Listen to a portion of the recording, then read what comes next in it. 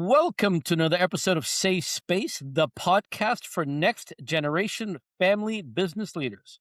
Folks, and we got a treat for you today. We're joined by Marshall Rabil out of Sedley, Virginia. Marshall, welcome to the show. Thank you, Franco. So good to be here. So, I got to tell the audience, we've had technical difficulties. We've been trying to get Marshall on the show. We're finally here, so really, really excited. So, Marshall, can you share with the audience a little bit about you, your family business, and how you got into the business? And then we'll get into the actual meat of the show.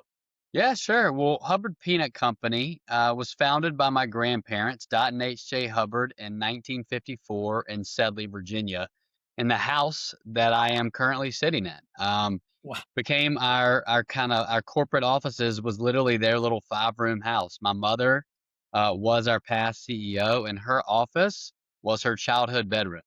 And so you can't really make that up. And we built on to the property as the business expanded. We built an industrial kitchen, we built warehousing. Kind of as we expanded, we built out the property that we had. But Dot and HJ are credited with being the founders or the pioneers of the specialty peanut industry in Virginia.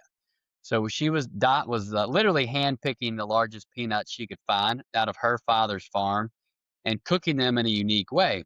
So she was getting the biggest kernels and then soaking them in hot water and then frying them in oil, which is called blister fried cookie. And the American Peanut Council recognized her as the pioneer of the specialty peanut industry. And so she created a category that has become somewhat synonymous with the Commonwealth of Virginia. I mean, peanuts originated here in the early. Well, they came from Africa here in the early 1700s, and Planters was really the only game in town in the early 1900s till 1954 when Dot started. So we created the gift category of peanuts, and so yeah, that's kind of how the business founded, and we've always been a direct consumer brand with a mail order business. We are now into our third generation and are continuing to be a direct consumer brand with some other strategic partnerships around the country with regional and specialty markets. So that's kind of the history. Fascinating, fascinating, fascinating, fascinating. So, you've had an interesting entry into the business, and an interesting um, call it journey towards it. Would you like to share with the audience a little bit about that journey and your trip to Japan and how you got to become who you are today? Sure. Well, I grew up in a small town. Sedley is the um, village where Hubbard Peanut Company is located in Southampton County. I grew up in the big city of Franklin, which is a town. It's a paper mill town of about 8,000 people. And my father actually worked for the paper mill, and my mother worked for Hubbard Peanut Company. They were both teachers as well as my grandmother Dot was. But education was really important to them, and they invested in my education. And I went to boarding school when I was a freshman in high school. So I left Franklin in Southampton County when I was 15. Went to boarding school. Went to college at the University of the South, which is called Swanee in Tennessee. Great small liberal arts school. And my first job, I knew I wanted to travel. I was connected and deeply rooted to this community through our business, but I wanted to travel and I needed somebody to pay for me to travel. And I was actually on a path in my mind to create an international school that I had a concept I was working to develop. So my first job out of Swanee was through the Japanese Ministry of Education called the JET program. And I was placed in a small village in Japan called Nishi Yoshino Mura, which means West Yoshino. And Yoshino is the most famous place in Japan for the cherry blossoms. So I was in this really beautiful area of Japan. I was the only foreigner in the village, and really had an intimate relationship with Japanese culture, history.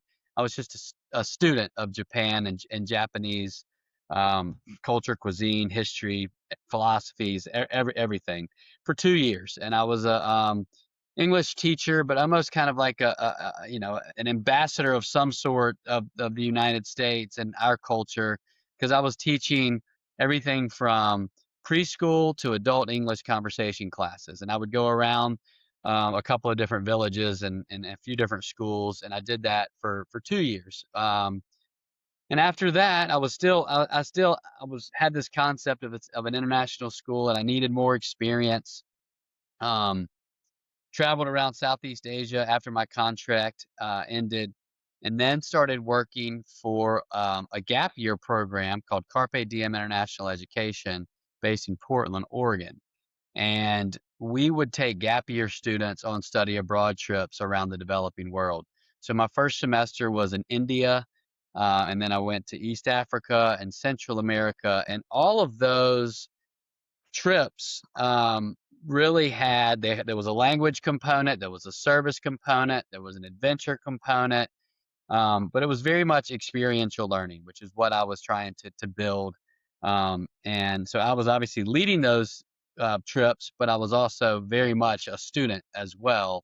Um, and it was great because we really started to understand our values and accountability and adaptability and creativity, and those were values that I really started to embrace and understand on those trips.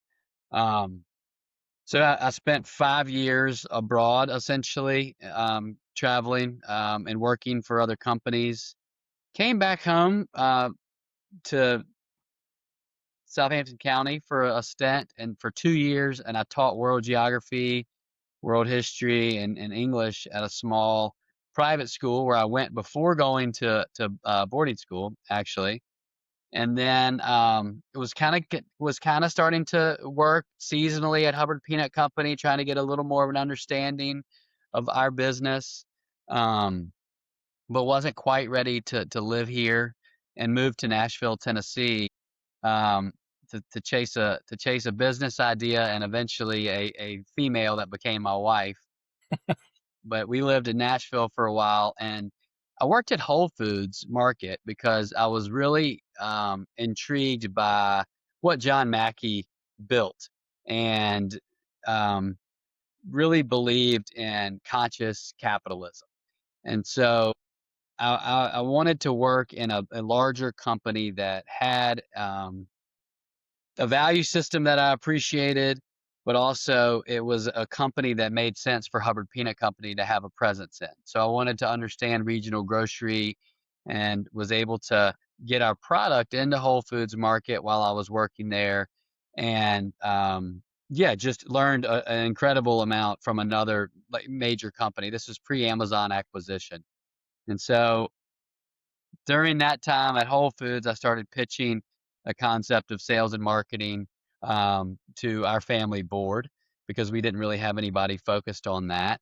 And so I was gaining experience in sales, and then I had some marketing concepts and some initiatives that I wanted to pursue for Hubbard Peanut Company, and then started working 2 years remotely doing sales and marketing in Nashville before I moved back to Franklin in 2016 to really work under my mother and kind of learn the day to day and get into the grind here. Long story, but that's how I'm back here now. So I left at 15 and basically moved back at 35. So sounds like 20 years of uh, quite a significant amount of personal development, right? Really understanding yourself, identifying what your core values are, right? And then stepping into a concept of conscious capitalism. And how did all that learning assist you in coming back to work with your mom? I would not have been able to do it without that. I never felt pressure to come back to Hubbard Peanut Company, but it was always something that I felt that a desire to do. Um, but she was a big believer in you need to go and do something else before you come back to the business. And I think that's been really sound advice and something that I would recommend most people in family business to go do something, go learn from someone else, bring something back to the business, obviously get to know yourself first. I think that's really important, especially in your 20s. I've got a son who's about to turn 20, and it's the same kind of thing, man. This is the best time of your life to get to know yourself and to explore opportunities. And so, um, yeah, I think Without that, I would not have been ready. I needed that time to myself. I needed that time away from this community to really understand the opportunities that were here too, because our business is really integrated in this community. And part of what I learned in these service projects around the developing world, but is also like how Whole Foods integrated into their communities. I felt like business can be a catalyst for change, but I learned all of that in community develop and how business can play a role in community development during that tenure abroad and at Whole Foods. And so I brought some of that here, which has kind of started to drive um, how I think about our business and our community. And so I really don't think I would have been able to have done any of this without that prior experience. So, what would you say was the foundational learning piece for you that allowed you to continue to grow and develop? And because as personal development is a lifestyle, right? Because we never really arrive. Our baggage is always with us. It's just how much, as I tell my clients, sometimes when my insecurities show up on my walk, invite them to join me, but they don't get to dictate where we walk to, right? Right. So what was the foundational piece for you that would you say catapulted you into this journey of personal development? Honestly, I go back to the experience that I had at boarding school and how rigorous that program was because I mean, integrity, honesty was key. Like the honor system and how we live together as a community, but also we learned how to learn and how to work, and it's from a very early age. It's all about a growth mindset there. The idea that we're always under construction was something that was Love that. integrated into my life at an early age, and having being surrounded by a number of mentors and coaches that would push us, that would hold us accountable. It wasn't That was the best part of that experience, looking back out on it at boarding school, was being surrounded constantly 24/7 by really great mentors, teachers, coaches that understood what it takes to be successful in life, and it's a balance of all of those things. I mean, yes, it's in academics, but athletics, but it's also your value system, and I think that was the foundation, and then obviously college kind of gives you other opportunities to explore yourself that you weren't bound to at a boarding school, but there was a lot more freedom. So you're pushing your limits, or I was pushing my limits in different kind of capacities there, and understanding. I mean, I was at an all boys school first of all, and then you work with women and all of the other things that come along with college, and balancing your own time. The structure was really important at Woodbury, to give me the tools I needed at Swanee, and then ultimately the confidence to be on my own in a foreign land for years. And yeah, I don't know if I answered the question, but that's that. You did. I think it goes back to really leaving home and my parents. I'm so fortunate to have great parents that pushed me and knew that that was the right path for me, because I didn't have everything that I could have. So they gave it to me, and that was their greatest gift. And you bring up a really powerful point, which, audience, listener, I really want you to listen to this piece. The importance of coaches and mentors that hold you accountable. That's the foundational piece because, as human beings, we're great justifiers of our behaviors. The greatest lie is the lie we tell ourselves to justify behavior. And a good coach or mentor will see through that and hold you accountable to a higher standard of what they see as possible that you may not see at the time. So you've got the foundation of self accountability and integrity with self, and you come back and you start working with your mother. What were some of the initial challenges that you guys had and that you eventually overcame? I mean, I think working with your mother or your father, inherently is gonna be challenging, because the relationship is different. It's different. That my relationship with my mother is different than my relationship with current CFO or COO. We just interact differently.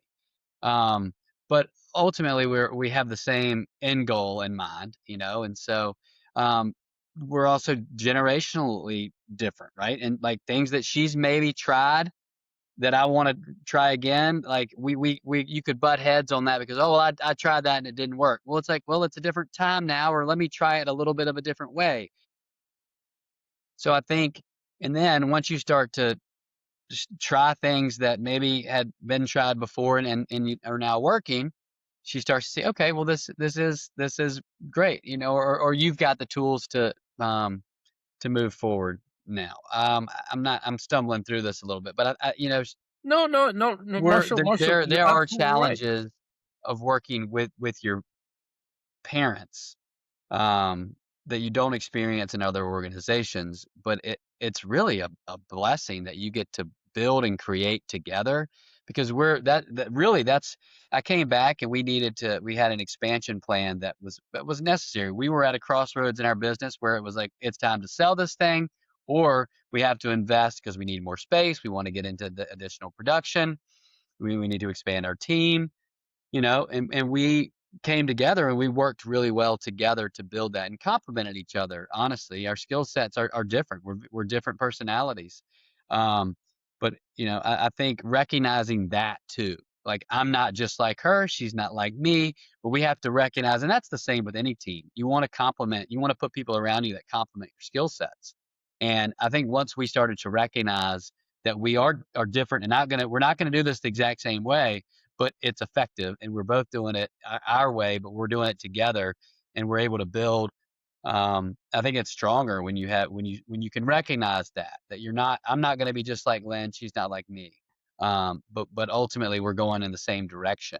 And that's important. So when did you know you were ready to take over? And when did she know that she was ready to let go because you were ready to take over? I think it's I came back. It was 10 years that I worked with her, kind of in the day to day, and over the last, I became the CEO a year ago.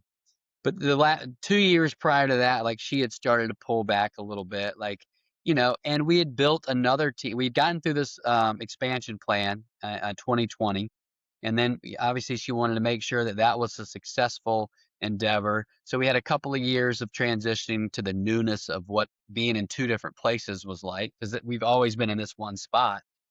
But ultimately, I think like one of the hardest things about transitioning from second to third generation or any generational shift is it's not just mom to son. I think it's all of the things in your business that are transitioning from second to third generation, the technology, the infrastructure, the personnel.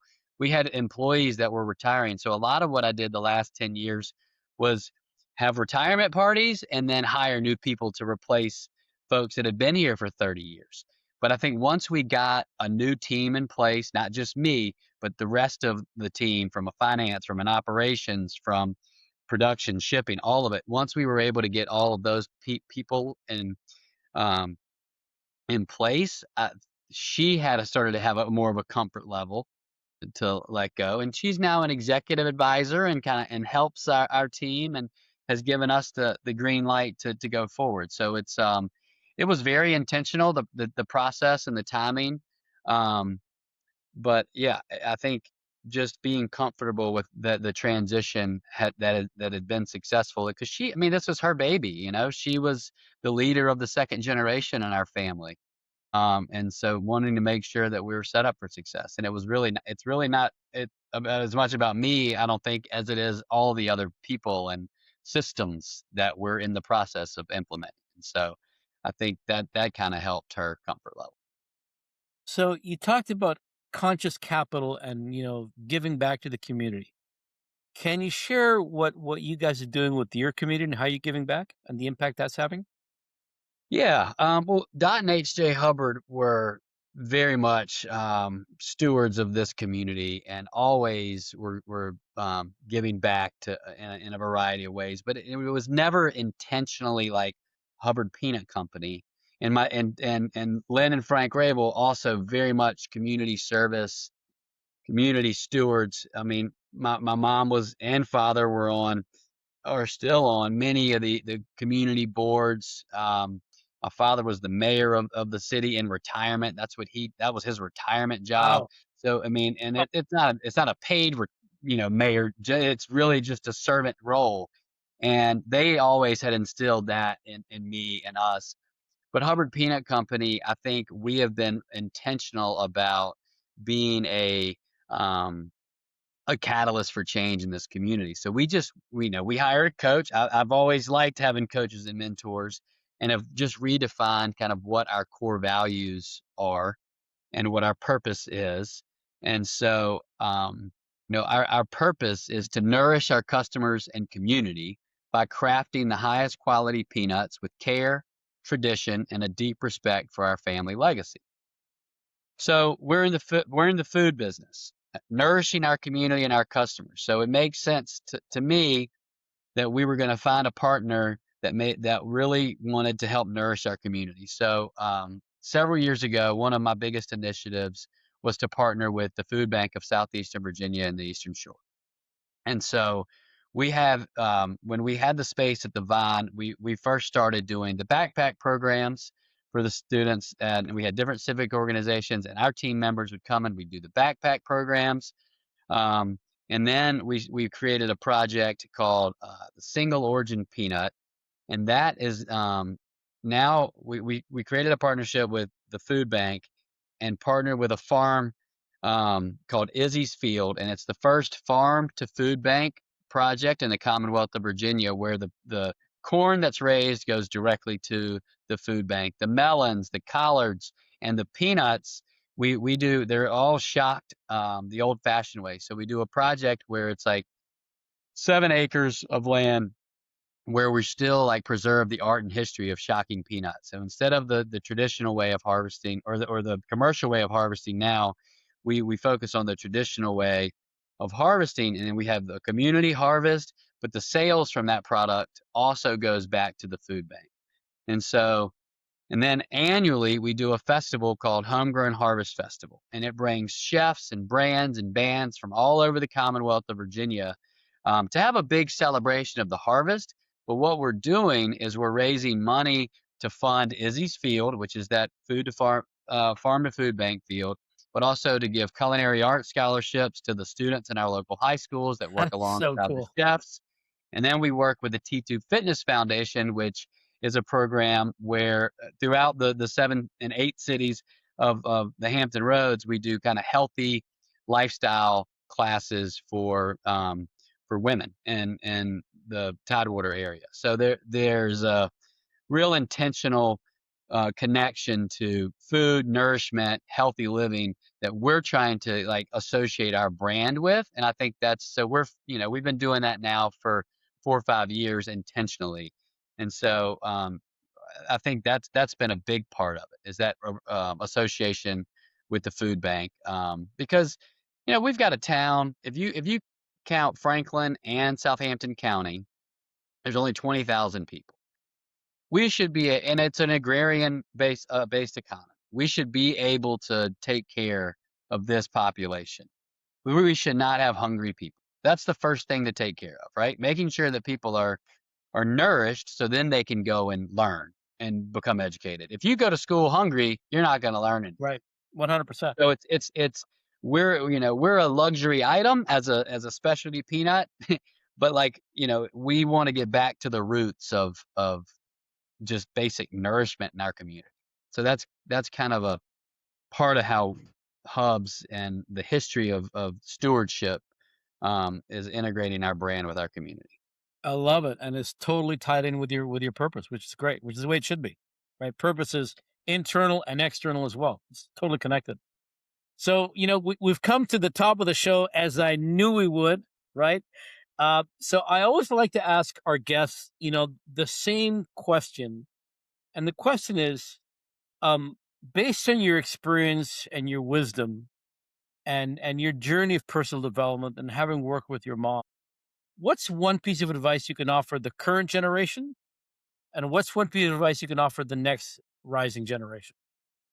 Ooh, um, patience, adaptability, Right now we are experiencing technological changes that I've never seen in my life, and the speed in which things are changing. It's critically important to stay on top of that, and it's hard.